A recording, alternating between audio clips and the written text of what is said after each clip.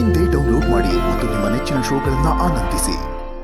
ಮುತ್ತೈದೆಯರ್ ಬಾರ್ದೆ ವ್ರತ ಪೂರ್ಣ ಆಗ್ಲಿಲ್ಲ ಅಂತಂದ್ರೆ ಆಡ್ಕೊಳ್ಳೋರ್ ಬಾಯಿಗೆ ಆಹಾರ ಆಗೋದಿಲ್ವೇ? ಕೆಲವು ಕೆಟ್ಟ ಗ್ರಹಗಳು ವೆಂಕಟನಾಥ ಮತ್ತೆ ಸರಸ್ವತಿ ಮದ್ವೆ ಮುರಿಯೋದಕ್ಕೆ ಪ್ರಯತ್ನ ಪಟ್ಟಿದ್ವು. ಈಗ ಮನೆ ಮುರಿಯೋದಕ್ಕೂ ಪ್ರಯತ್ನ ಪಡ್ತಾ ಇವೆ.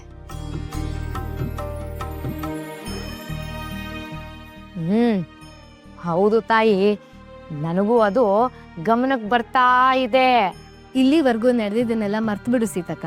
ಮತ್ತೇನಾದ್ರೂ ಆ ವಕ್ರಗ್ರಹ ಕೆಟ್ಟ ದೃಷ್ಟಿ ಬೀರ್ಬೇಕು ಅಂತ ನೋಡಿದ್ರೆ ಅದಕ್ಕೆ ಹೇಗ್ ಬುದ್ಧಿ ಕಲಿಸ್ಬೇಕು ಅಂತ ನನಗೆ ಗೊತ್ತಿದೆ. ಇವರು ನನ್ನನ್ನೇ ಗುರಿಯಾಗಿಟ್ಕೊಂಡು ಮಾತಾಡ್ತಾ ಇರೋ ಹಾಗಿದ್ಯಲ್ಲ, ನನ್ ಗುಟ್ಟೇನಾದ್ರೂ ಗೊತ್ತಾಗ್ಬಿಟ್ಟಿದ್ಯಾ? ಗೊತ್ತಾಗ್ಲೇಬೇಕು. 10 ದಿನ ಕದ್ದ ಕಳ್ಳ 11ನೇ ದಿನ ಸಿಕ್ಕಾಕೊಳ್ಳೇಬೇಕಲ್ವಾ? ಸಿಕ್ಕಾಕೋತಾನೆ.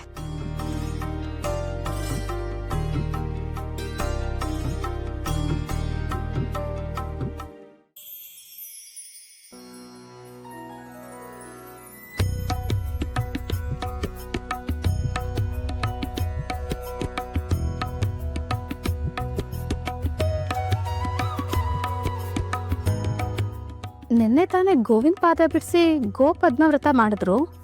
ಇವತ್ತೇನು ಬಾಳೆಯಲ್ಲಿರುತ್ತಾನ? ಇವ್ರೇನೋ ಗುಟ್ಟು ಮಾಡ್ತಾ ಇರೋ ಹಾಗೆ ಕಾಣ್ತಿದ್ಯಲ್ಲ. ಅಕ್ಕ, ಇಷ್ಟೇ ಅಲ್ವಾ? ಅಷ್ಟೇ. ಸರಿ, ಬನ್ನಿ, ಅವ್ರು ಕರ್ಕೊಂಬರೋಣ. ಹಾ.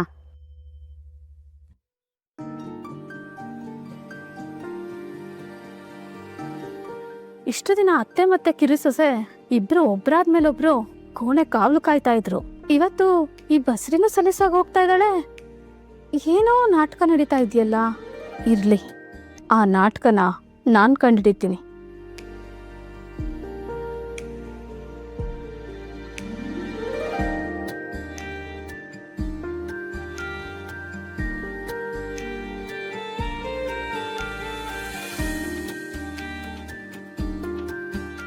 ನಿಧಾನಕ್ಕೆ ಬಡಿಸು ಸರಸ್ವತಿ.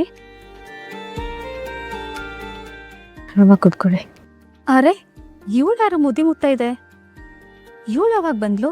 ನನ್ ಕಣ್ ತಪ್ಸಿ ಏನೋ ನಡೀತಾ ಇದೆ ಇಲ್ಲಿ.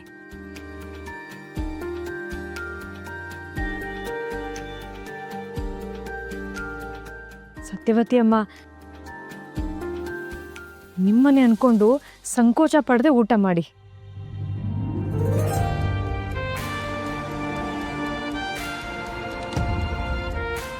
ಓ, ಸತ್ಯವತಿ, ಇವಳ ಹೆಸರು ಎಲ್ಲೋ ಕೇಳ್ದಂಗಿದ್ಯಲ್ಲ. ಹಾ, ಹೌದು, ಗಜೇಂದ್ರಾಚಾರ್ಯರ್ ಹೇಳಿದ ಸತ್ಯವತಿ ಇವಳೇ ಇರಬೇಕು.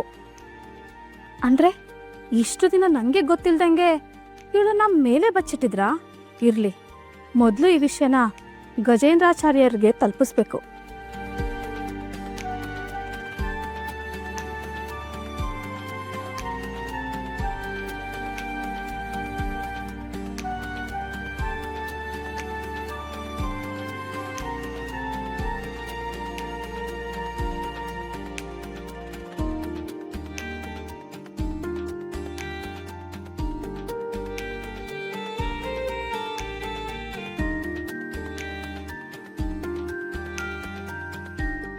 ಏನು? ನೋಡು, ಗಜೇಂದ್ರ ಅವ್ರು ಹುಡುಕ್ತಾ ಇರೋ ಸತ್ಯವತಿ ಇಲ್ಲೇ ಇದ್ದಾರೆ. ಹೋಗಿ ಗಜೇಂದ್ರ ಅವ್ರಿಗೆ ತಿಳಿಸು. ಹೋಗು. ಆಯ್ತು.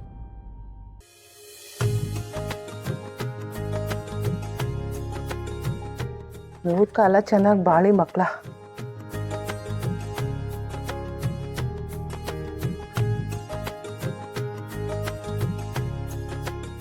ತಗೋಮ್ಮ.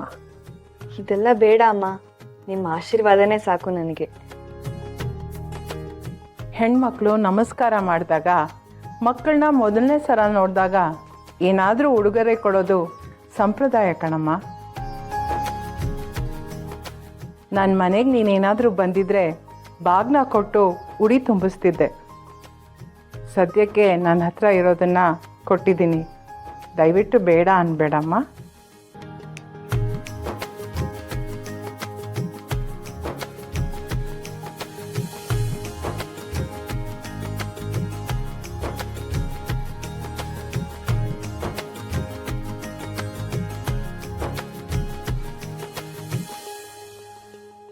ಕಮಲಾ, ಇದು ನಿನಗೆ. ಅಮ್ಮ ಇದೆಲ್ಲ ಬೇಡ. ದೊಡ್ಡವರು ಪ್ರೀತಿಯಿಂದ ಕೊಡುವಾಗ ಬೇಡ ಅನ್ಬಾರ್ದು. ತಗೋಮ್ಮ.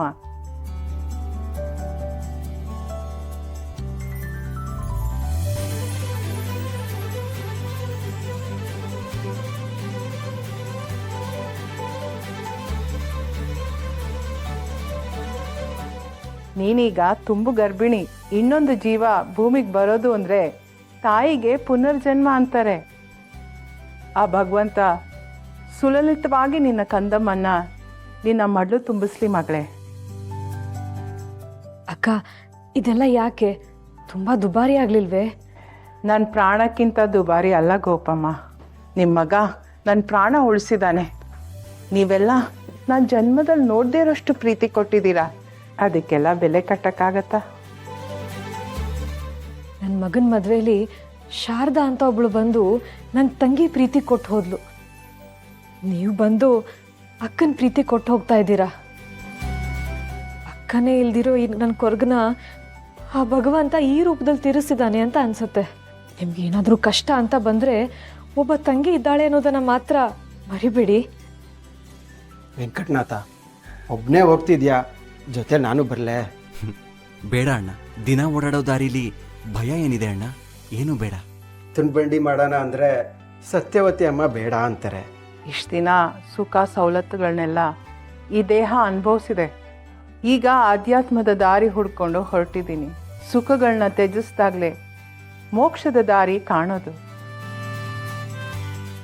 ಇದ್ರ ಮೇಲೂ ಏನಾದರೂ ತೊಂದರೆ ಆದರೆ ನಾನು ನಂಬಿರೋ ಗುರುಗಳು ನೋಡ್ಕೋತಾರೆ. ನೀವುಗಳೇನು ಚಿಂತೆ ಮಾಡಬೇಡಿ. ನಾನೇನು ಬರ್ತೀನಿ, ಹೋಗಿ ಬರ್ತೀನಿ ಮಗಳೇ, ಹೋಗಿ ಬರ್ತೀನಮ್ಮ. ಹುಷಾರು. ಹೋಗಿ ಬರ್ತೀನಮ್ಮ, ಬರ್ತೀನಿ.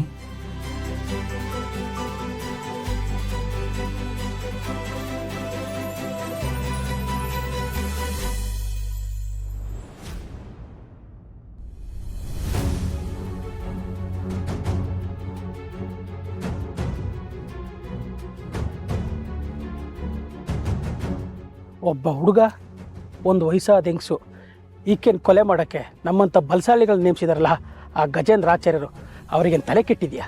ದೊಣ್ಣೆ ಬೀಸಿದ್ರೆ ಒಂದೇ ಏಟಕ್ಕೆ ಸಾಯ್ತಾಳೆ ಮುದುಕಿ. ಅವಳನ್ನ ಮಾತ್ರನಾ? ಅವಳಿಗೂ ಮುಗಿಸ್ಬೇಕಾ? ಅಡ್ಡ ಬಂದರೆ ಅವನ್ನೂ ಮುಗಿಸ್ತಾ ಇರೋದೆ.